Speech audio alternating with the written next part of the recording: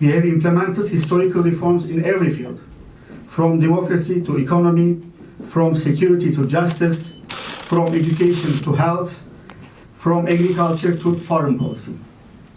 With the presidential government system, we have turned into reality the ideal voiced by Gazi Mustafa Kemal that the purpose and goal of the national struggle is to ensure and sustain the full independence and unconditional sovereignty of the nation, almost after a century.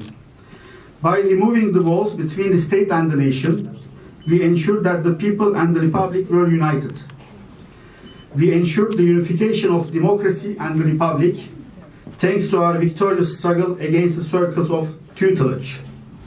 And now, we are working tirelessly to make the second century of the republic the century of our nation in the world by pursuing the goal of century of Turkiye.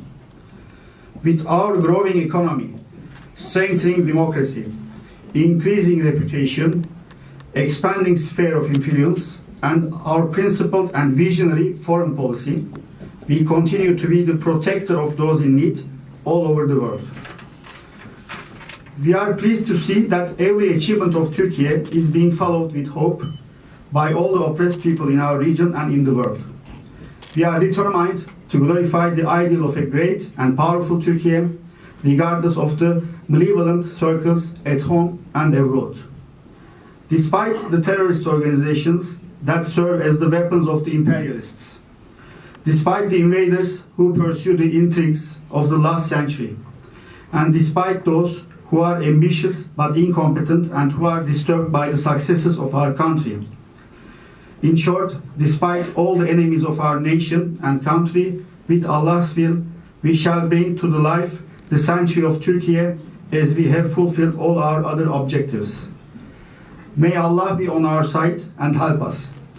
With these sentiments and thoughts in mind, I would like to wholeheartedly congratulate on all our citizens living in Turkiye and abroad on the Republic Day. May the soul of all our martyrs rest in peace. I wish you a happy centenary of the Republic. I wish you good health. Distinguished guests, ladies and gentlemen, now I would like to invite Honorable Minister Bruce Ralston to make his speech. Thank you very much.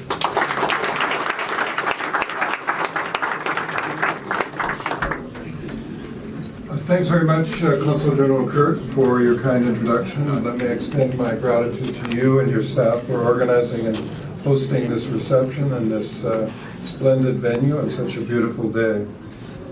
It is an honor and a pleasure to be here this afternoon on the traditional territory of the Musqueam, Squamish, and Tsleil-Waututh peoples to commemorate the 100th anniversary of the Proclamation of the Republic of Türkiye.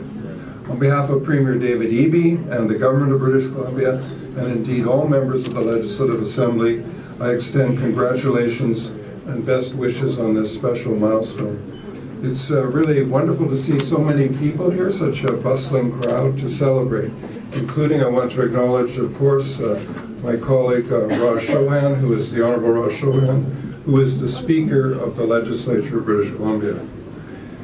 Today we come here to honor the past, to reflect on a century as the Consul General has set out and as the President has set out in his words to us of resilience, determination, and progress.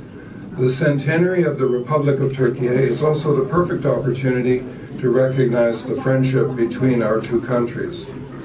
Canada and Türkiye have long-standing bilateral relations. Our countries are both NATO members and G20 partners. While Türkiye may not yet be one of our largest trading partners on a global scale, it is an emerging market of broad interest to Canada with its unique geographic position bridging the continents of Europe and Asia, linking east and west. Trade and investment between our two countries has grown, closing to $4.5 billion in bilateral trade in 2022. There is a lot of land and ocean between us, close to 10,000 kilometers to be exact. But luckily and fortunately, there are now direct flights connecting Vancouver Airport, YVR, to the global hub of Istanbul, opening up the world for adventure enthusiasts and saving precious time for families and business professionals. While 2023 was an exceptional milestone year for Turkiye, 2023 will also unfortunately be remembered for the devastating earthquakes that occurred last February. The BC government donated $1 million to aid response and recovery efforts, and British Columbians personally generously contributed to the Canadian Red Cross. The disaster brought together volunteers, including members of the Canadian Turkish Educational and Cultural Foundation, the Turkish Canadian Society, and UBC's Turkish Student Association, who collected, sorted, and packaged items for air shipment. And the Burnaby Urban Search and Rescue Team deployed to Turkiye to provide assistance. More recently, a group of experts from the University of British Columbia and engineers and geoscientists of BC visited the affected regions to learn lessons and help bolster BC's earthquake risk and disaster management practices, because earthquakes are a reality in British Columbia as well. The heart of our relationship is truly our people, and British Columbia is fortunate to have a vibrant Turkish community with over 8,000 residents identifying themselves as having Turkish roots. They, or you, I should say, play a vital role in raising awareness and appreciation for Turkish art, culture, language, history, and traditions. It is in that spirit of friendship that our province is once again proclaiming October 29th as Turkish-Canadian Friendship Day. You have made and continue to make significant contributions to communities in British Columbia. Once again, let me wish you all a very happy Republic Day. Thank you very much.